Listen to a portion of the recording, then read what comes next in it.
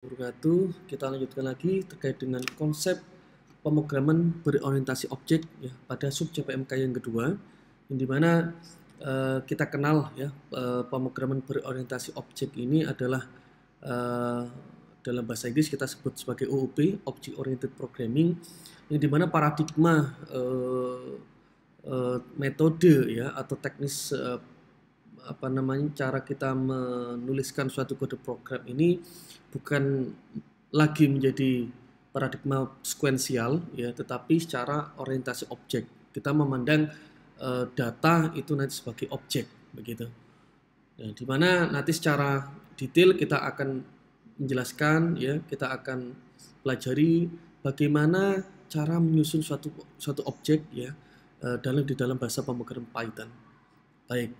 Outline-nya pada pertemuan kali ini ada classes, ada what are classes for, what should a class do, lalu ada class terminology. Lalu untuk materi terkait dengan outline di nomor 5, 6, dan 7 ini kita skip dulu. Nanti akan kami berikan contoh yang lebih real konkret untuk membuat suatu objek di dalam bahasa pemrograman Python. Baik, kita awali dulu dengan kelas ya. Di dalam OOP kita akan kenal dengan yang namanya kelas ya. Saya kembalikan lagi bahwa OOP di sini adalah paradigma pemrograman yang berorientasi pada konsep kelas dan juga objek. Nah, konsep ini sering kali digunakan dalam menyusun aplikasi menjadi kode yang sederhana dan dapat digunakan kembali. Istilahnya terusnya mungkin reusable code begitu ya. Nah, setidaknya di dalam kelas kita juga mempunyai anggap saja kita punya template mobil ya sebagai kerangkanya begitu, atau karyawan ya, atau misalnya motor dan sebagainya, di mana masing-masing template atau kerangka tadi itu di tiap kelas mempunyai perilaku, mempunyai metode, mempunyai behavior, mempunyai karakteristik gitu ya, pola, cara kerjanya begitu. Bahwa kalau karyawan, template-nya seorang karyawan bisa jadi karyawan A dan juga karyawan B, ketika dia di-create ya, diperlakukan dengan suatu pekerjaan tertentu, dia punya pola pekerja yang berbeda. Mobil misalnya, mobil A dengan mobil B mungkin antara harga dan juga kualitas dan juga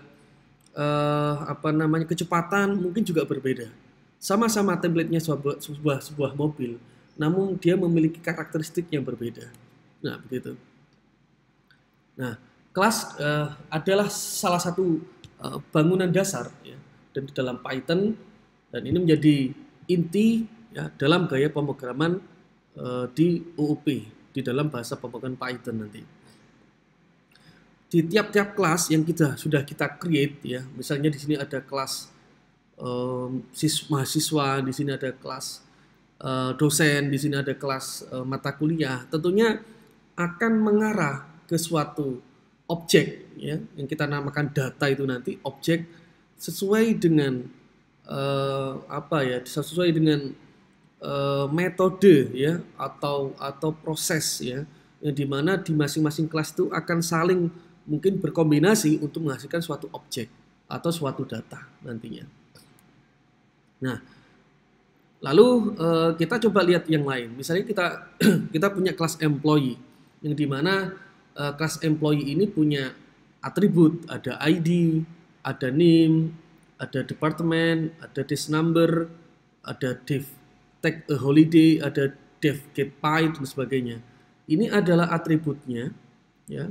Dan di sini ada juga metodenya atau fungsinya.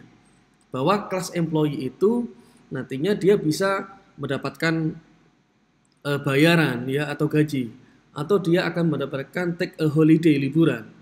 Ya, dengan dengan atribut-atribut yang dia punya, mungkin ID, name, departemen, juga desk number-nya begitu.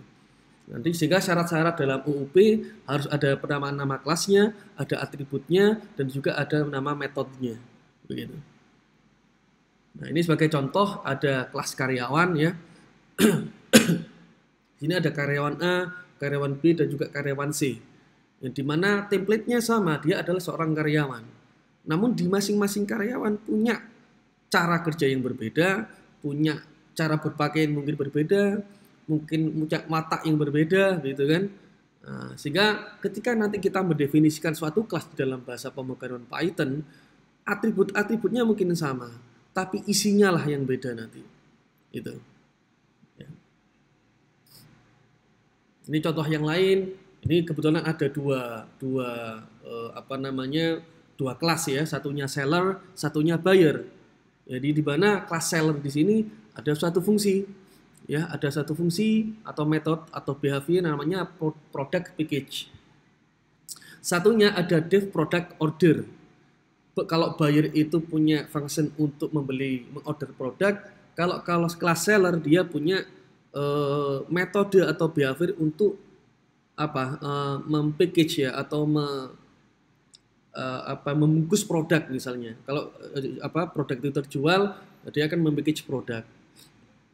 Yang dimana dia akan dipertemukan dalam suatu transaksi, gitu kan? Ditemukan dalam suatu transaksi yang mungkin itu ada ID produknya, ada name, quantity, dan juga harga. Nah, sehingga nanti istilah transaksi itu akan dibungkus ya, dan akan dikeluarkan menjadi data, dan itulah disebutkan sebagai objek gitu.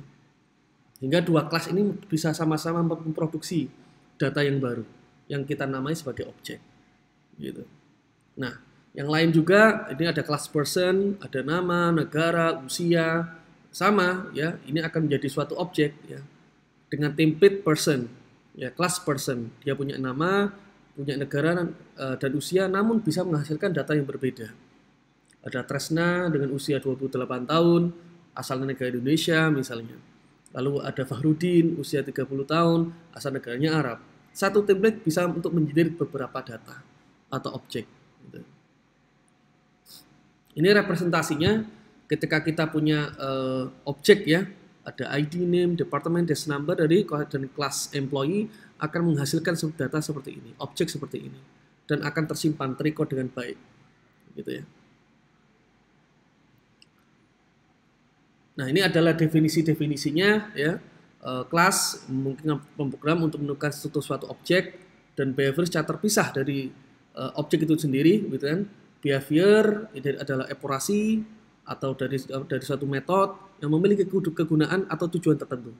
Gitu. Atribut merupakan kolom-kolom pembentuk ciri dari suatu objek. Instan atau objek adalah sampel data suatu kelas. Begitu. Sehingga susunannya sudah terstruktur memang seperti itu untuk membuat suatu objek dari suatu kelas. Gitu ya. Oke, ya. Itu mungkin yang berkaitan dengan template untuk kita menjadi suatu objek ya.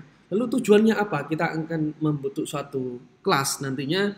Ya, tentunya kita akan mendefinisikan dulu nanti ya di dalam Python, walaupun tidak secara eksplisit ya. Nanti kita akan dikenalkan dengan integer, string, boolean gitu kan, dan juga data-data yang lain. Nah, di sini ada sebagai contoh ya, misalnya ada punya kelas person ya, dengan nama itu string, usia itu integer, email itu string, lalu ada behaviornya dev birthday dan juga dev send message misalnya. Nah, lalu di dalam Python ini kelas dibangun dengan tujuan apa? Yang pertama sebagai template, ya, sebagai template untuk membuat instance, mendefinisikan metode, menentukan atribut atau field, dan juga sebagai jalur pengiriman atau pesan data. Nah, di sisi lain objek dibuat dari kelas mengandung satu nilai dari gabungan beberapa variabel atribut, ya, menjalankan instant method ya, dan juga memiliki banyak salinan data di dalam sistem gitu.